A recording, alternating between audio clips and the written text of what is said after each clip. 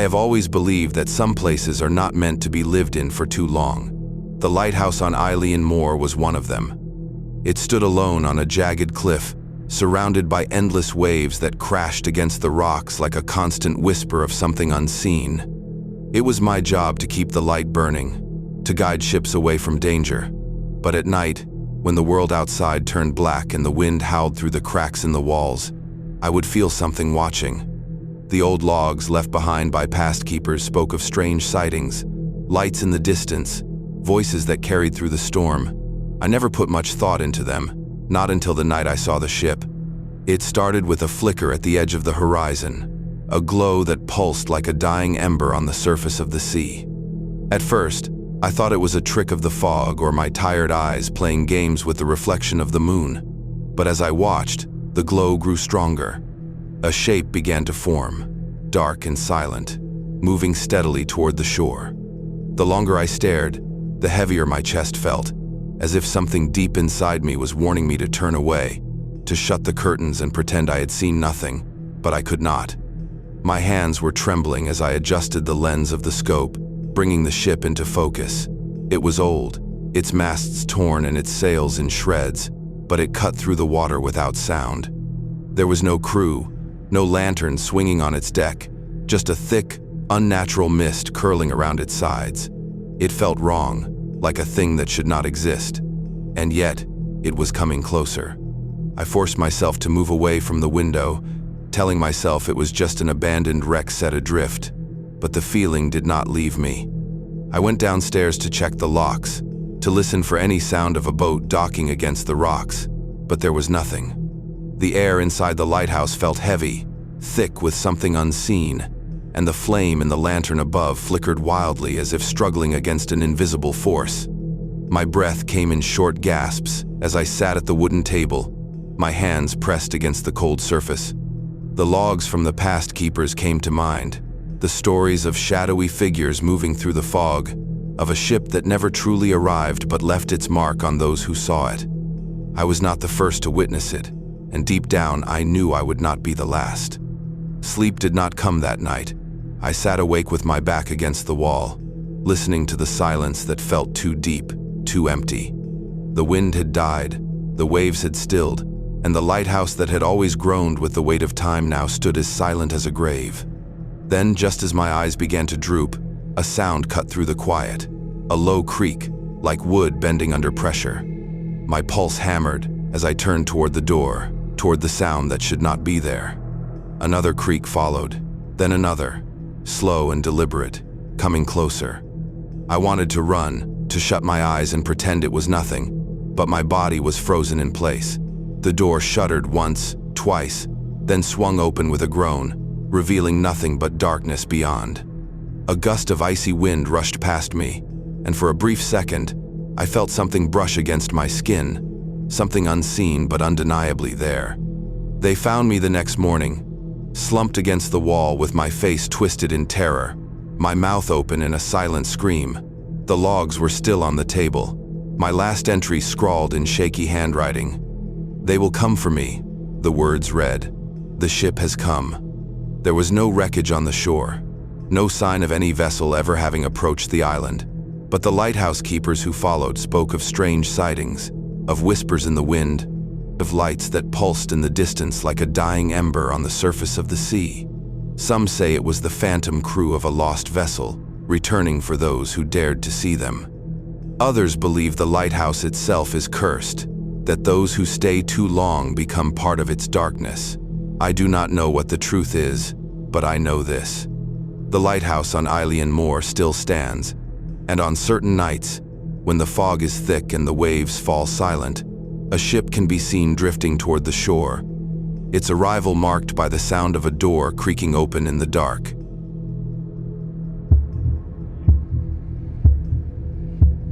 They say the sea swallows its secrets, but I have always believed that some refuse to drown.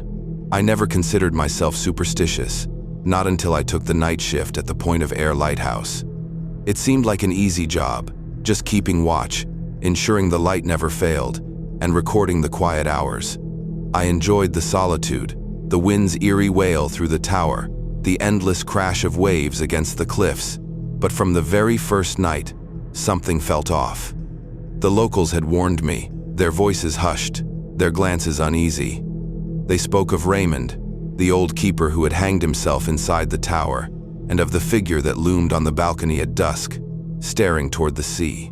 I brushed it off as old sailor tales, whispers meant to unsettle newcomers. But then the air shifted, and the laughter I had dismissed their warnings with turned to silence. At first, it was small things, just enough to make me second-guess myself.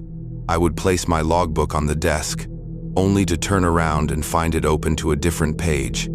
The radio would crackle with static, breaking the silence when the night was at its stillest. The air felt heavy, pressing against me like the weight of the ocean itself. One night, as I climbed the spiral stairs, I felt it, a presence right behind me, matching my steps perfectly. I stopped, and so did it. My breath came out in short, uneven bursts as I turned, staring into the darkness.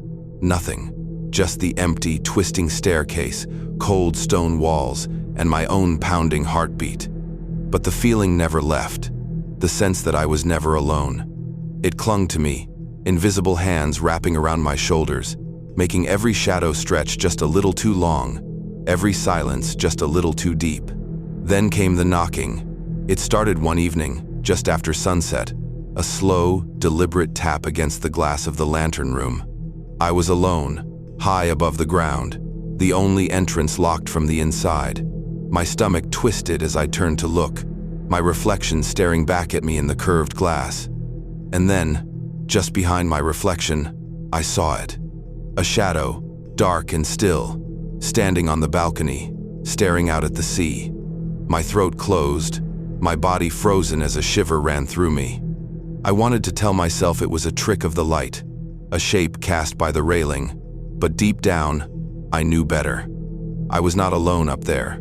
He was watching. He had always been watching. The knocking came again, harder this time, and I stumbled back, my legs weak beneath me. The radio crackled to life, hissing with white noise, and beneath it, buried in the static, I heard it. A voice, faint, distant, calling a name, not mine. A name I did not recognize, but one that carried with it a weight so heavy it made my chest tighten. The final night, I woke to the sound of the wind, but this time, there was something else. Footsteps, slow, measured, climbing the stairs toward my room. My breath caught as I sat up, my ears straining, every nerve in my body screaming. The door handle turned, the old wood creaking as the door swung open, and there he was, Raymond. The shadow from the balcony, the ghost the town had warned me about, his head tilted, empty eyes staring straight through me. The rope burns around his neck were dark, deep, the skin torn and raw as if the noose had never loosened, as if he had been hanging there for years. My body refused to move, fear sinking its claws deep into me as he stepped forward. The air grew colder, my breath turning to mist, and then he spoke, his voice a whisper that slid beneath my skin like ice. He was waiting, he said, waiting for the ship that never came. The words sent a chill through me, not because of what he said, but because I had heard those very words before, buried in the static of the radio, whispered into the night while I tried to convince myself I was alone. I do not remember running, only that I found myself outside, gasping for breath as the lighthouse loomed above me, its light flickering like a dying star. I left that night, never returned, never looked back. The next keeper, a man named Daniel, lasted only 3 nights before he too left without a word. The lighthouse still stands, its beacon cutting through the darkness, a lonely light in an endless sea. But if you ever find yourself near the point of air at dusk, look up at the balcony. You might see him standing there, staring out at the horizon, waiting for the ship that will never come. And if you listen closely, when the wind is just right, you might hear the whisper of his voice, carried through the static, calling for a name long lost to the waves.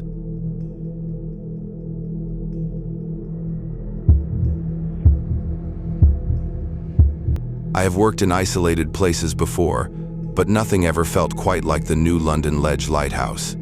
From the moment I set foot inside, a strange weight pressed against my chest, as if the very walls held a breath they had been waiting to release. It was supposed to be just another job, a few weeks of tending the beacon, keeping the waters safe. The other keepers welcomed me with wary eyes and hushed voices, speaking of Ernie, the former keeper who had leapt from the tower after his wife left him. They told me the doors had a mind of their own, objects shifted when no one was looking, and that sometimes, from the top of the tower, a man's scream would split the night. I chuckled, chalking it up to the usual superstitions meant to spook the new guy. But by the time my first night fell, the laughter had dried up. As the wind pounded against the glass, I lay in bed listening to the rhythmic creaks of the wooden floorboards outside my door. I told myself it was the building settling, the sound of old timber bending in the night. But then, just as sleep began to take me, I heard it soft, breathy, floating through the halls, a whisper, too quiet to be the wind, too real to be a trick of my mind. By the second night, I started noticing the little things. My keys were never where I left them. The radio would flicker with static even when turned off, and the door to the main hall slammed shut behind me when I was the only one awake. I tried to brush it off, telling myself it was just the isolation playing tricks on my mind. Then the knocking started. A slow, deliberate tapping at my bedroom door around midnight, each knock spaced out just enough to make my skin crawl. When I gathered the courage to check, the hallway was empty. I stood there for a long time, listening, waiting, but nothing else happened. The other keepers told me it was normal, that Ernie liked to play his little games, but I could see it in their eyes. They were just as scared as I was. That night, I locked my door and left the lights on, but even then, I could feel something watching me from the dark corners of the room. The real horror began on my fourth night. I had just finished my rounds, checking the machinery, making sure the light was functioning properly. As I made my way back to my room, I felt a sudden pressure in the air, like the atmosphere had thickened. Then I heard it. A deep, guttural scream from the top of the tower, so raw with agony that it made my blood turn cold. My first instinct was to run, but something in me needed to see it for myself.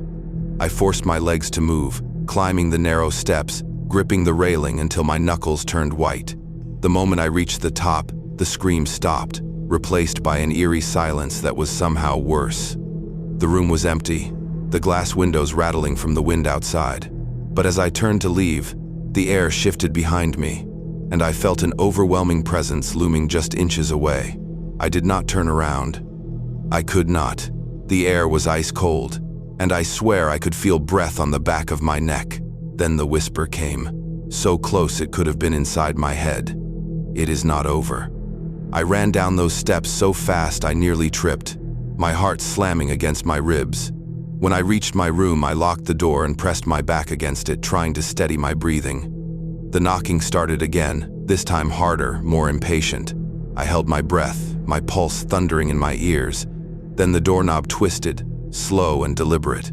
I wanted to scream, to call for help, but my voice refused to come. The door creaked open just an inch, and in the sliver of darkness, I saw a shadow move. My body went rigid, every instinct screaming at me to run, but my legs would not move. The shadow stretched longer, creeping toward me, and just as I felt it nearly touch my foot, the lighthouse alarm blared, shattering the silence. The shadow recoiled, vanishing into the darkness.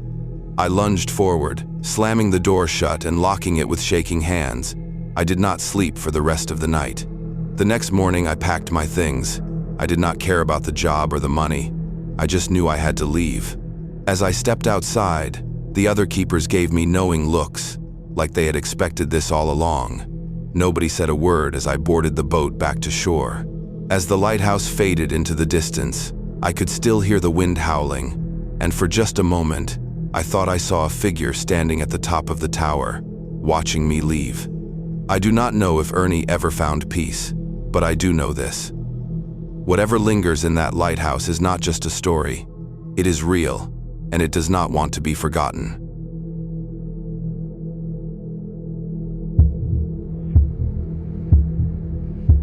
I have been a fisherman all my life, just like my father and his father before him, but nothing prepared me for what happened on Darkwater Island last winter. The locals always had their strange sayings about the lighthouse, how it would appear in different places along the coast, never quite where you remembered it from the night before. I always laughed at those stories, thinking they were just tall tales from old men who had spent too much time at sea, or maybe they just had one too many drinks at the harbor pub.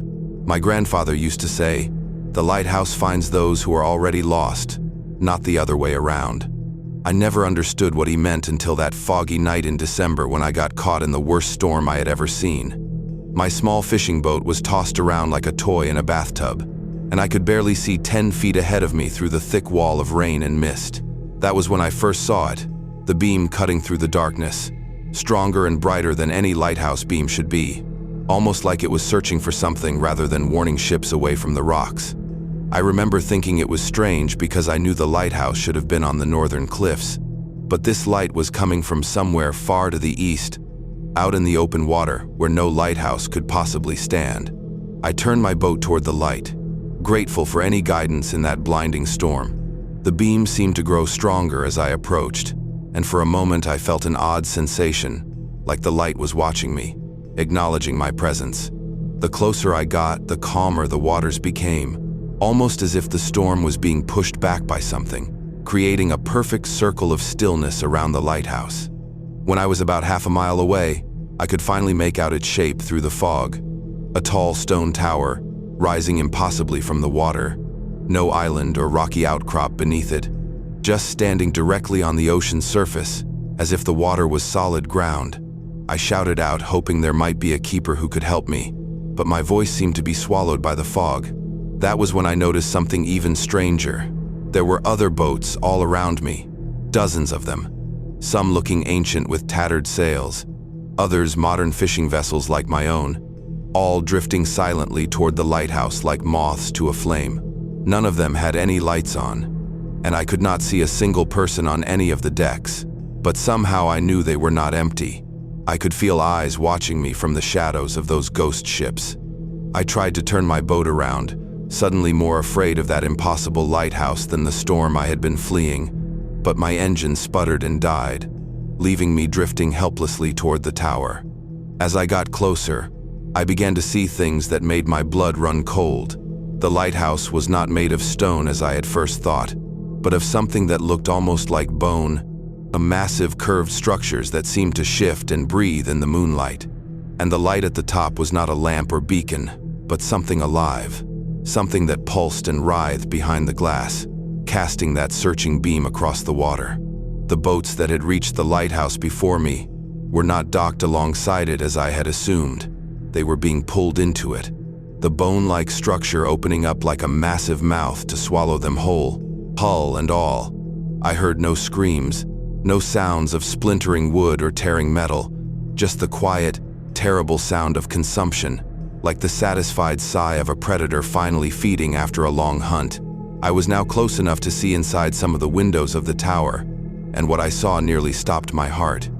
There were people in there, dozens, maybe hundreds of them, pressed against the glass, their faces contorted in silent screams, their hands clawing at the windows, their eyes reflecting the sickly light from within. I recognized some of them, fishermen who had gone missing over the years, sailors whose boats had never returned to harbor, even my own cousin Michael who had vanished during a storm 3 summers ago.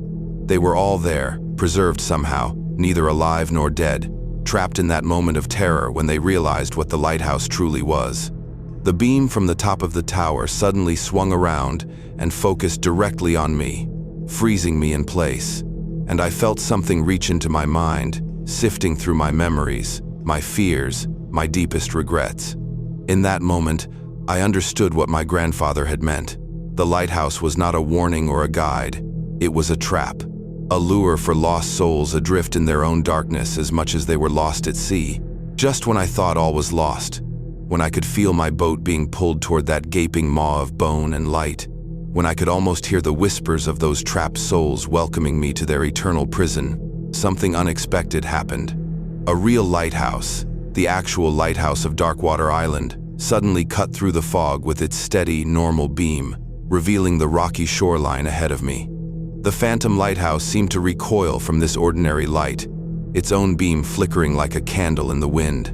The storm around us intensified for a moment, as if in anger, and then suddenly cleared completely, leaving me floating in calm waters under a starlit sky.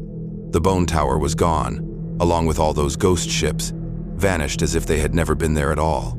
I managed to restart my engine and made it safely back to harbor, where I learned that the lighthouse keeper, old Tom Sullivan, had noticed my boat drifting dangerously close to the rocks and had turned the beam to its maximum power to guide me away.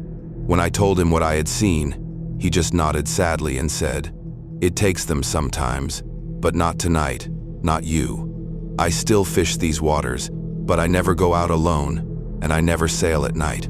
And whenever the fog rolls in and I see that searching beam in a place where no lighthouse should be, I turn my boat and head straight for home, no matter how good the fishing might be, because I know that the phantom lighthouse of Darkwater Island is always hungry, always waiting, always shifting its position to catch the unwary, the lost, the broken. And sometimes, on the darkest nights, I swear I can see my cousin Michael watching me from my bedroom window, his face pressed against the glass, warning me that next time, the lighthouse will not let me go."